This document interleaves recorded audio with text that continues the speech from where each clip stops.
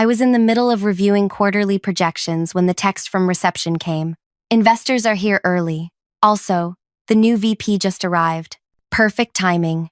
I'd been working since 5 a.m. preparing for this board meeting, the one where I'd unveil our company's expansion strategy. 3 years of building from nothing to a $4-5 million valuation, and today was pivotal.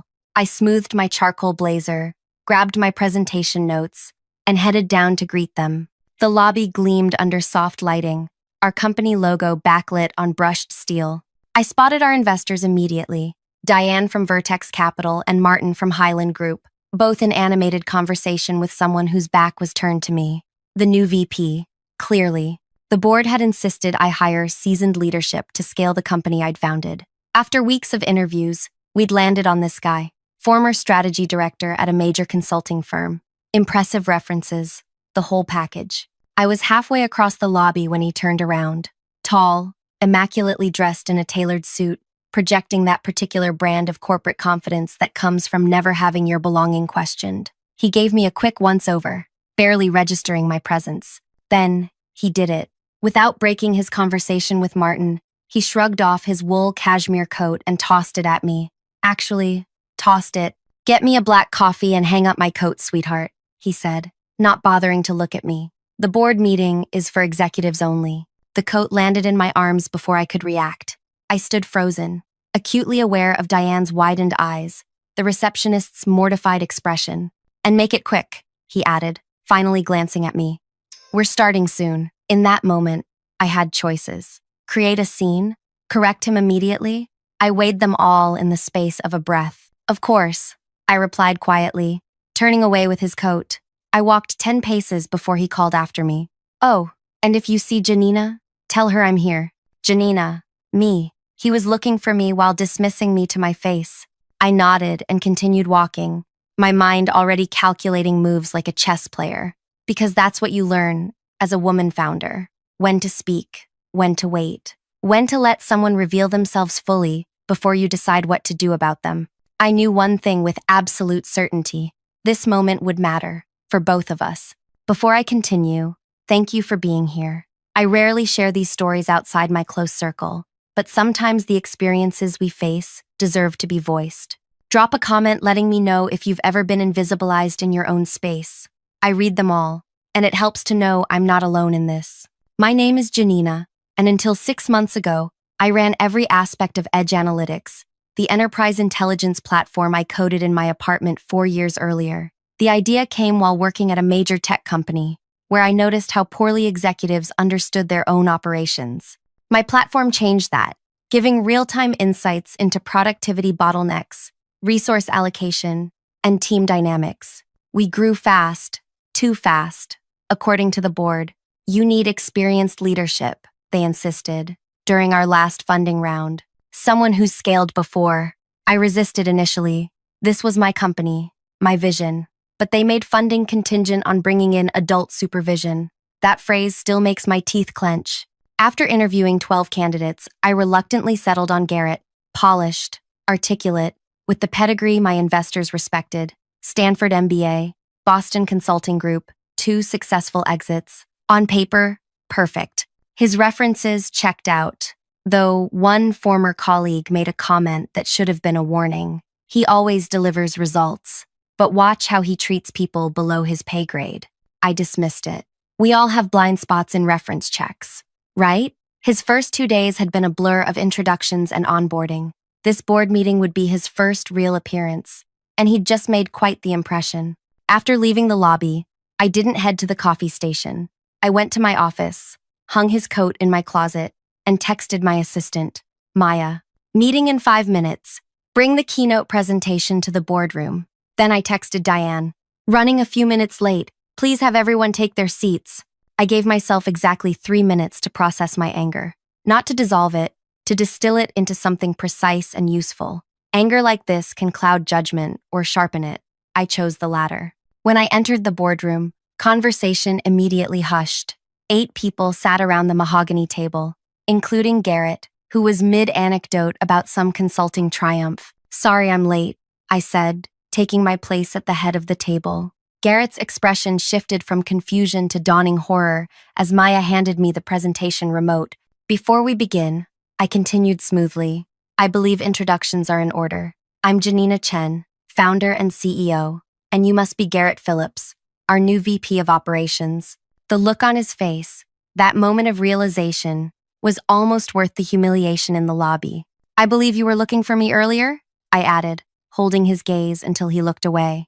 To his credit, he recovered quickly. A misunderstanding, he said with a forced laugh. My apologies. The meeting proceeded. I delivered my presentation on our expansion strategy, fielded questions, secured the approvals we needed, professional, focused, as though nothing had happened. But everyone in that room knew. The dynamic had been established in those first 30 seconds. After the meeting, Garrett approached me, hand extended. Janina, I want to sincerely apologize for earlier. I made an incorrect assumption. I shook his hand firmly. Yes, you did. Your coat is in my office. I feel terrible. It won't happen again. I'm sure it won't, I replied. We have our one-on-one tomorrow morning. We can discuss expectations then. I could have fired him on the spot.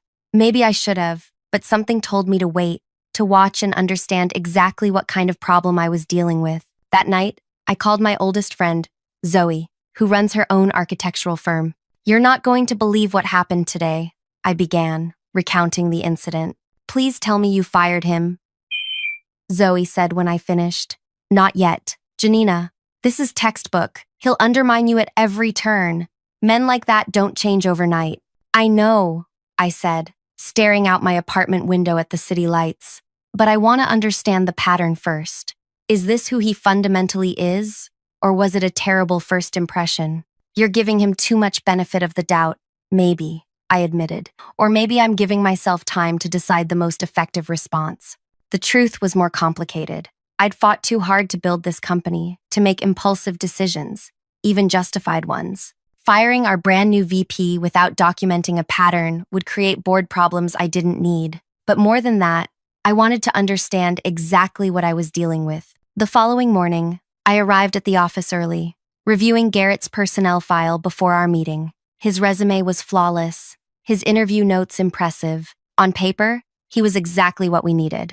He arrived 5 minutes early for our 9 a.m. meeting, knocking on my open door with uncharacteristic tentativeness. Come in, I said, gesturing to the chair across from my desk. Coffee? No, thank you, he replied, clearly uncomfortable with the role reversal. I studied him for a moment. In another context, he epitomized executive presence, confident posture, articulate speech, that particular quality of assumed belonging that came from a lifetime of institutional validation. Yesterday was unfortunate, I began. But it happens. What matters now is how we move forward. Relief flooded his features. I completely agree. It was an honest mistake that won't happen again. Tell me, I said, leaning forward slightly. What made you assume I was an assistant? The question caught him off guard.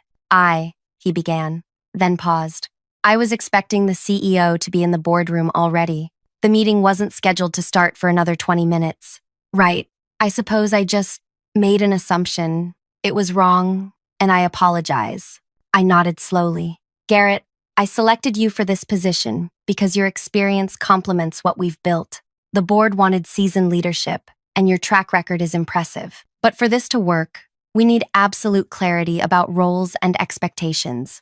Of course, he said quickly. I'm here to support your vision and help scale operations. Good, because while I value your expertise, this is still my company. I built it from nothing. Every line of core code, every initial client relationship, every aspect of our culture that came from me and the team I assembled.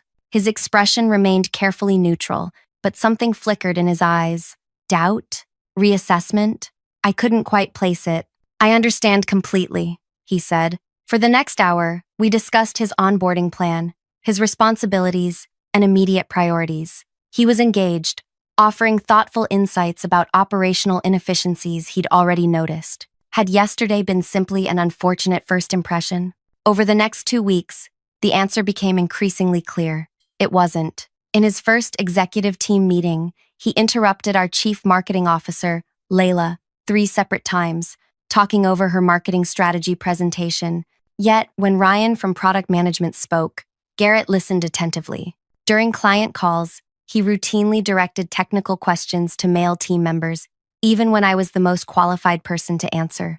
In one particularly telling moment, he stepped in front of me to shake hands with a potential investor, effectively positioning himself as the primary decision maker.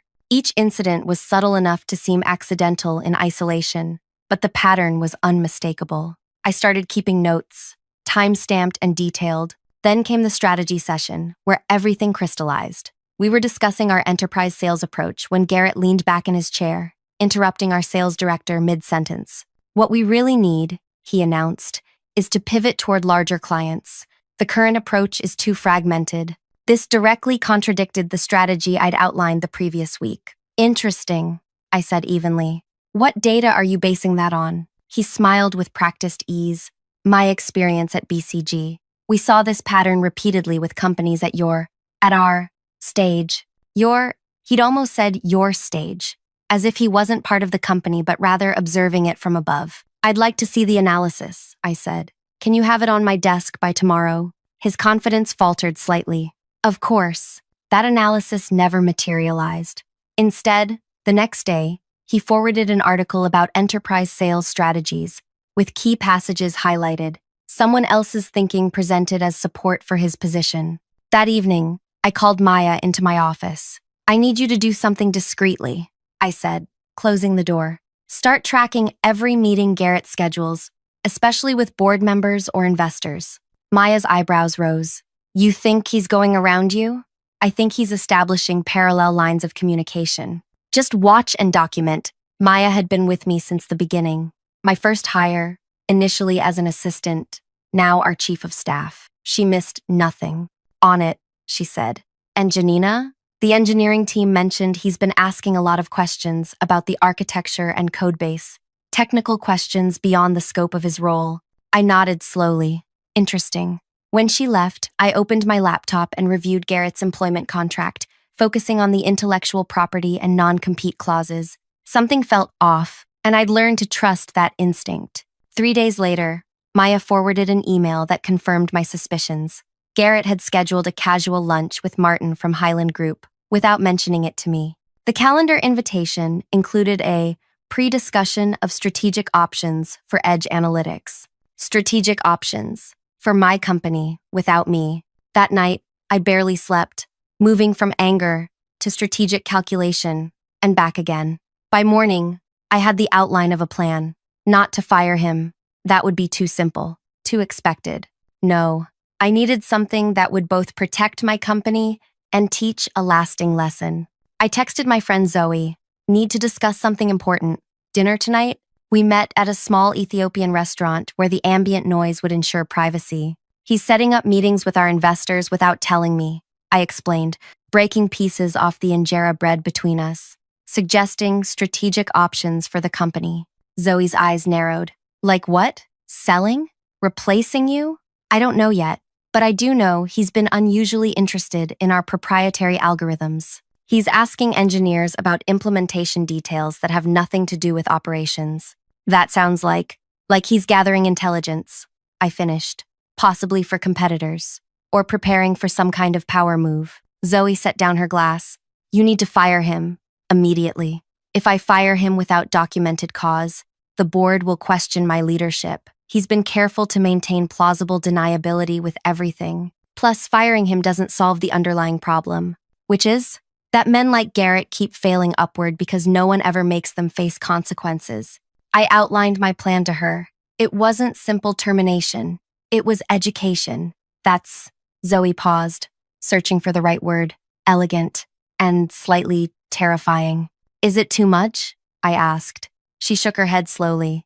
"No, it's exactly enough." The next morning, I scheduled a one-on-one with Garrett for later that week. Then I began my preparations. First, I met with our legal counsel, Tessa, explaining my concerns without revealing my intentions. "I need to understand our options if we discover a breach of confidentiality or conflict of interest," I said. "Depends on the severity and evidence," Tessa replied. "But your employment contracts are solid, especially for executives." "What about recording conversations in our offices?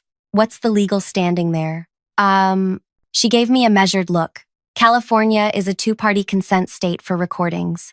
However, your employment agreements include consent to recording in company spaces for security and compliance purposes. I nodded. Good. Next, I spoke privately with our head of engineering, Dev, who'd been with me almost from the beginning. I need you to do something unconventional, I said, explaining my concerns about Garrett's questions regarding our system architecture. Dev leaned back, his expression darkening.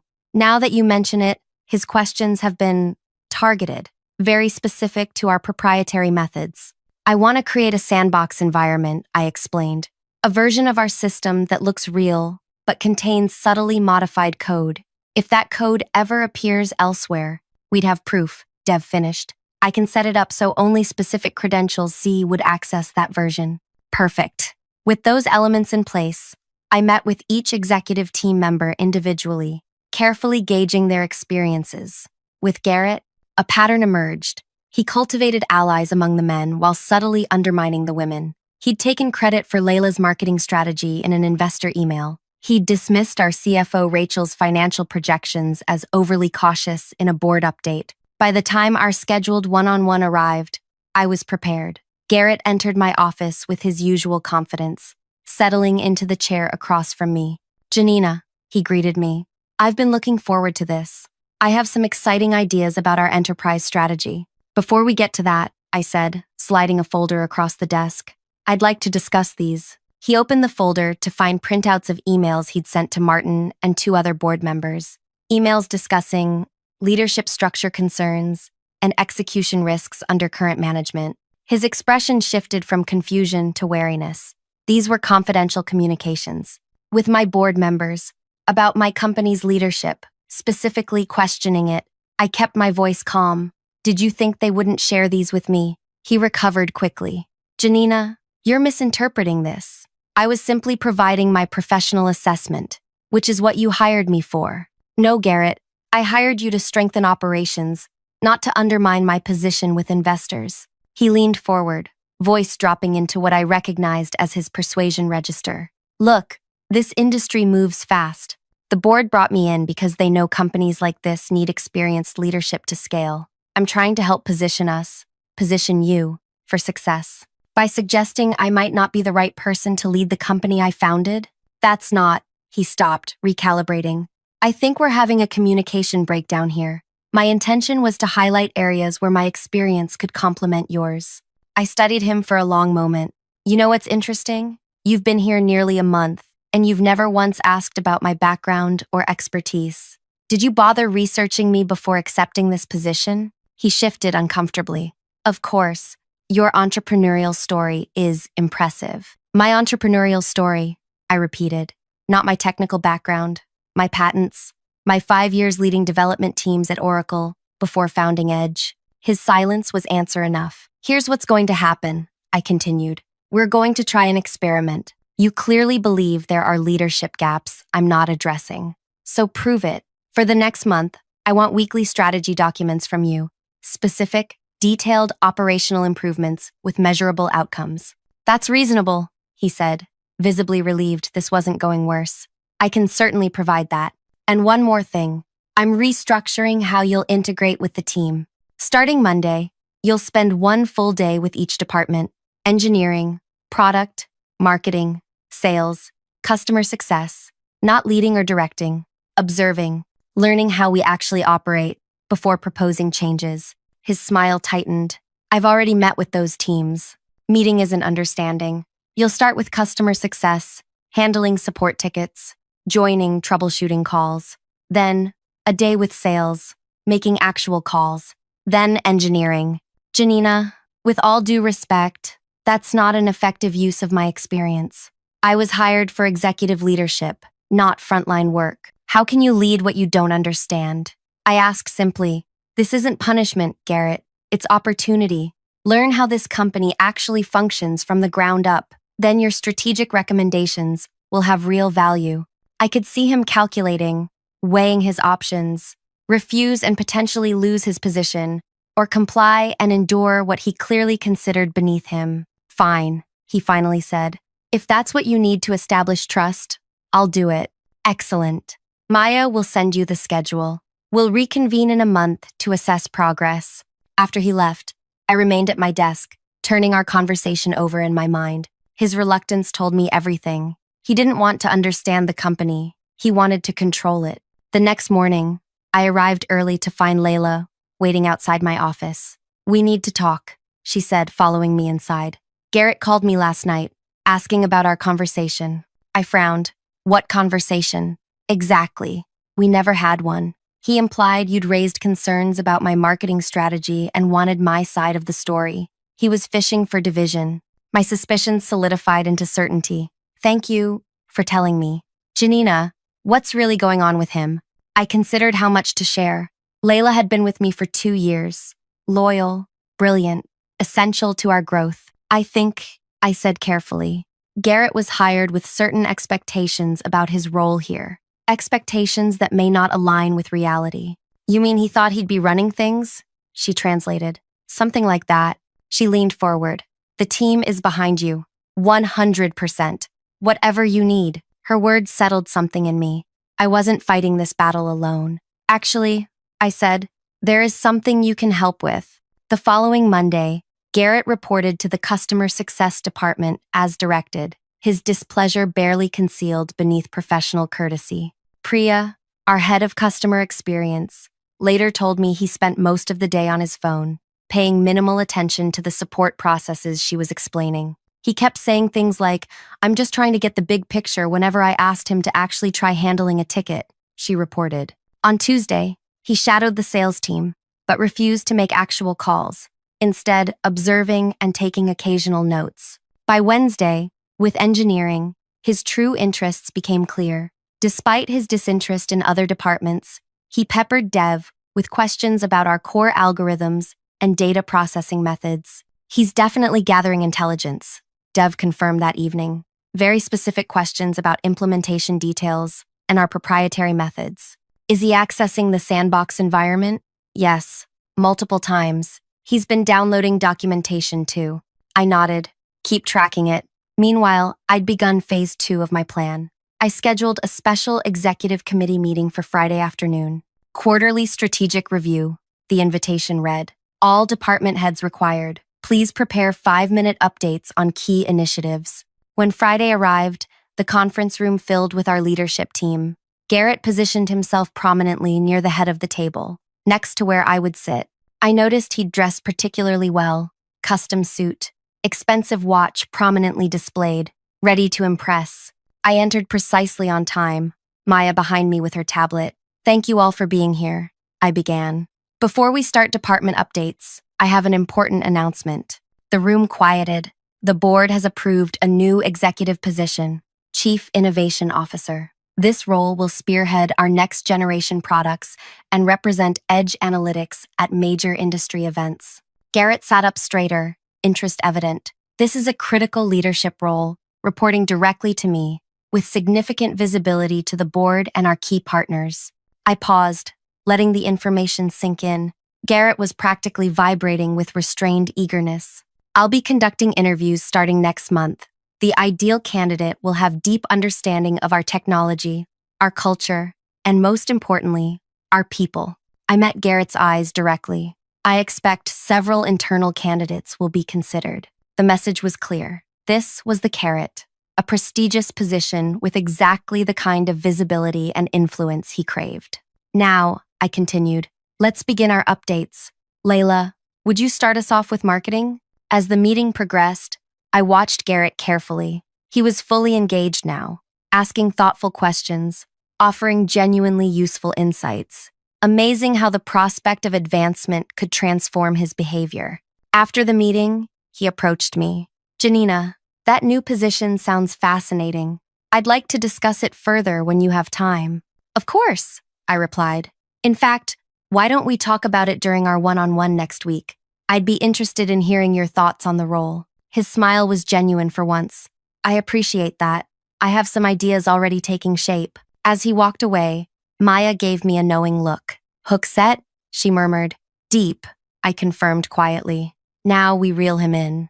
Our one-on-one the following week was a stark contrast to previous meetings. Garrett arrived with a sleek presentation deck titled Innovation Roadmap, complete with market analysis and competitive differentiation strategies. I took the liberty of drafting some initial thoughts, he said, opening his laptop. For the next 30 minutes, he outlined his vision for the Chief Innovation Officer role.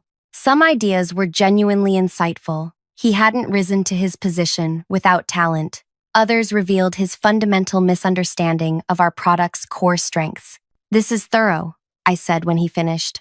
"You've clearly put considerable thought into it." His smile was warm, confident. "I believe I'm uniquely positioned for this role, Janina. My background in strategy consulting gives me the market perspective, while the past month here has given me insight into Edge's operations." "About that," I said, "how have you found the departmental rotations?" His enthusiasm dimmed slightly. "Educational, certainly. Though I think my time could be more strategically applied going forward. Actually, I wanted to discuss an extension of that process." I slid a folder across the desk. "This is a draft of an executive development program I'm implementing. 6 weeks of immersion across all company functions." He opened the folder, skimming the contents. 6 weeks? That seems excessive for someone at my level. "It's comprehensive," I corrected, "and a prerequisite for the CIO position. I need whoever takes that role to understand our business from the ground up, not just strategy, but implementation." The calculation played across his features. 6 weeks of what he considered beneath him versus the prestige of the new title. "I understand," he finally said. "When would this start?" "Next Monday. You'd begin with a full week supporting our office management team, administrative functions, facility operations, front desk duties, the foundation of how we actually operate day to day." I watched the muscle in his jaw tighten. "Front desk duties? Every part of this company matters, Garrett. That's our culture. I worked the front desk myself during our first year when we couldn't afford additional staff." He nodded stiffly. "Of course, whatever it takes." As he left my office, I knew he was hooked. The prospect of the prestigious title outweighed his disdain for the process. What he didn't realize was that the process itself was the test, one I already knew he would fail. The following Monday, Garrett reported dutifully to Jen, our office manager. She later told me he spent the first day making painfully obvious efforts to appear engaged while constantly checking his watch and taking important calls that mysteriously required privacy. "He keeps asking when he'll be back to real work," she reported, "as if what we do isn't real work." By Wednesday, his facade was cracking. Maya forwarded me an email he'd sent to Martin from our board, requesting a confidential discussion about operational priorities. I noticed he'd also scheduled meetings with 2 other executives during hours he was supposed to be with the administrative team. Thursday morning, I received a text from Jen. "He's not here," said he had a strategic planning emergency and left. I wasn't surprised. I found him in the glass-walled conference room, laptop open, on a video call with someone I didn't recognize. I waited until he finished, then knocked lightly on the open door. "Garrett, I was expecting you to be with Jen today." He closed his laptop. "Janina, I need to be pragmatic about time management. While I appreciate the intent behind this rotation program, there are pressing strategic matters that require my attention." "More pressing than the commitment you made?" I asked quietly. "This is about prioritization. I can learn what I need about administrative functions in a day, not a week." "The point isn't just learning processes," I said. "It's understanding the people who make this company function at every level, respecting their contributions." He sighed, adopting the tone one might use with a naive idealist. "Janina, I admire your people-first philosophy, but business at this scale requires tough choices about where senior leadership focuses their attention." "You're right about tough choices," I replied, "which is why I'm making one now. This development program isn't optional for the CIO role. It reflects the values of our organization." "Are you saying if I don't spend a week at the front desk, I won't be considered for the position?" "I'm saying how you engage with this process tells me everything about whether you're aligned with our company's culture and values." His expression hardened. "I've led teams at organizations 3 times this size. I've advised Fortune 100 CEOs. This isn't an effective use of my expertise." "That's your decision to make," I said simply, "but it will influence mine." For a moment, raw calculation showed on his face, weighing his pride against his ambition. Ambition won. "Fine," he said. I'll return to the rotation program, but I'd like to register my professional assessment that this isn't optimal resource allocation. Noted, I replied. When he left, I texted Maya. Is the board meeting prep complete for tomorrow? She responded immediately. Everything ready. Dev has the technical presentation prepared too. The next day, our monthly board meeting began at 9 a.m. sharp. I had privately briefed several trusted board members about my concerns regarding Garrett, careful to focus on documented behaviors rather than suspicions. When we reached the technology update section of the agenda, I nodded to Dev, who connected his laptop to the presentation screen. Before we discuss our Q3 development roadmap, I began. I want to address a security concern that's recently come to our attention. The room quieted. Garrett shifted in his seat. Dev, could you explain what your team discovered? Dev cleared his throat. We recently identified unusual access patterns to our proprietary algorithm documentation. Someone has been downloading substantial portions of our core IP, particularly around our predictive analytics engine. I watched Garrett's face carefully. His expression remained neutral, but his fingers tensed around his pen. Martin from the board leaned forward. Are you saying we've had a security breach? Not external, Dev clarified. These downloads occurred using authorized credentials, but in patterns inconsistent with job responsibilities. Whose credentials? Asked Diana, another board member. Dev glanced at me. I nodded slightly. Executive-level credentials assigned to Garrett Phillips. The room fell silent. All eyes turned to Garrett, who maintained remarkable composure. I've been researching our technology to better understand our competitive positioning, he said smoothly.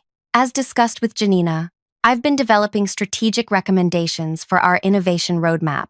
This required technical understanding of our current capabilities. Over 20 gigabytes of technical documentation? Dev asked, including implementation details for algorithms not related to your operational responsibilities? Garrett's smile tightened. I'm thorough.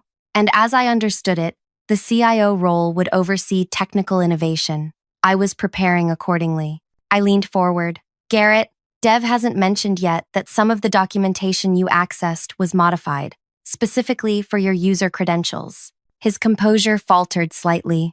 Modified how? Fingerprinted, Dev said. Subtle alterations that wouldn't affect functionality, but would be identifiable if the code appeared elsewhere. It's a standard security practice for high-value IP. The implication hung in the air. Garrett's face flushed. Are you suggesting I was stealing company information? That's absurd. I was doing my job, the job Janina encouraged me to prepare for. I turned to the board.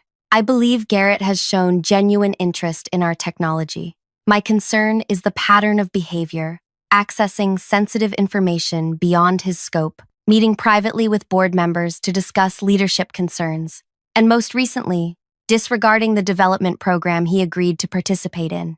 Martin frowned. What development program? I briefly explained the rotation system and Garrett's resistance to it.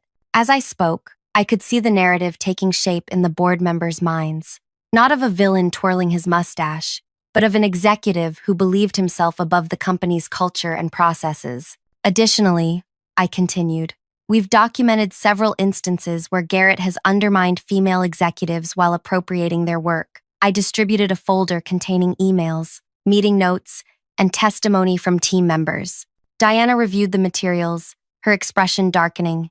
This is concerning, to say the least. Garrett's professional mask was slipping. This is a coordinated attempt to discredit me because I've identified operational inefficiencies that require attention. Janina feels threatened by executive expertise. That's why she has the CIO role dangling like a carrot while making me perform demeaning tasks. Demeaning? I repeated. You mean working alongside the people who make this company function? Understanding their challenges and contributions? Be realistic, he snapped, frustration breaking through. A VP shouldn't be answering phones or making coffee. It's not efficient leadership. The room went still. In his defensive anger, he'd revealed exactly what I needed the board to see. His fundamental belief that certain work was beneath him, that certain people were beneath him. Martin cleared his throat. Garrett, would you give us a few minutes with Janina, please? Garrett stood, straightening his jacket. Of course, but I hope you'll consider the larger picture here. Edge analytics needs experienced leadership to scale effectively. That was the whole reason for bringing me on. After he left, Diana turned to me. How long has this been going on? Since his first day, I said. I've been documenting it carefully before bringing it to your attention. I wanted to be certain this wasn't just an adjustment period. And the CIO position? Martin asked. Is that real? Not yet, I admitted. I created it as a controlled environment to observe his behavior. If he was genuinely interested in helping the company succeed, he would have embraced learning how we operate at every level. Instead, he revealed that he considers much of our work, and by extension, our people, beneath his attention. The board discussed the situation for 20 minutes, reviewing the documentation I'd provided. Their conclusion was unanimous. We'll support whatever action you recommend, Martin finally said. This isn't the leadership addition we had hoped for. When Garrett returned, Martin delivered the board's decision. His employment was terminated, effective immediately. This is a mistake, Garrett said, looking at each board member. You brought me in because you recognized the need for experienced leadership. Are you really going to let Janina's insecurity derail that? Diana's voice was cool. We brought you in to strengthen the company's operations, not to undermine its founder or devalue its culture. Your actions have demonstrated a fundamental misalignment with what Edge Analytics stands for. As Garrett gathered his things, escorted by our head of security, I felt no satisfaction, only resolution. This wasn't about revenge. It was about protecting what we'd built and the people who built it with me. That evening, I stayed late, walking through the quiet office. I stopped at the front desk where Jen was finishing up her day. I heard what happened, she said. The team's already talking about it. What are they saying? I asked. She smiled. That you see everything, and that you'll always have our backs. This company works because everyone matters, I said. That's not ideology. It's how we succeed. Well, we appreciate it. And for what it's worth, he was terrible at answering phones, kept transferring calls to the wrong departments. I laughed. Somehow that doesn't surprise me. As I walked to my office, I thought about tomorrow's all-hands meeting, where I'd need to address Garrett's departure. This wasn't the end of our challenges. The board still wanted experienced leadership, and I'd need to find it. But at least now they understood the kind of leadership we actually needed. My phone buzzed with a text from Zoe. Heard the news. You okay? I typed back. Better than okay. Clear. There's a certain clarity that comes from standing your ground, not in anger or revenge, but in the simple defense of what matters. The company I'd built wasn't perfect, but its foundational values were worth protecting.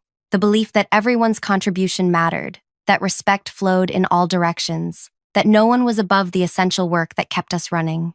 In the end, Garrett wasn't defeated by some elaborate scheme. He was undone by the simplest of tests, the willingness to see value in work he considered beneath him, to recognize the humanity in those he thought invisible, and that, perhaps, was the most revealing lesson of all. If you enjoyed this story about standing your ground against workplace discrimination, please leave a like and subscribe. I'm curious, what would you have done in Janina's situation? Would you have confronted Garrett immediately in the lobby or taken a different approach? Your comments always make these stories more meaningful.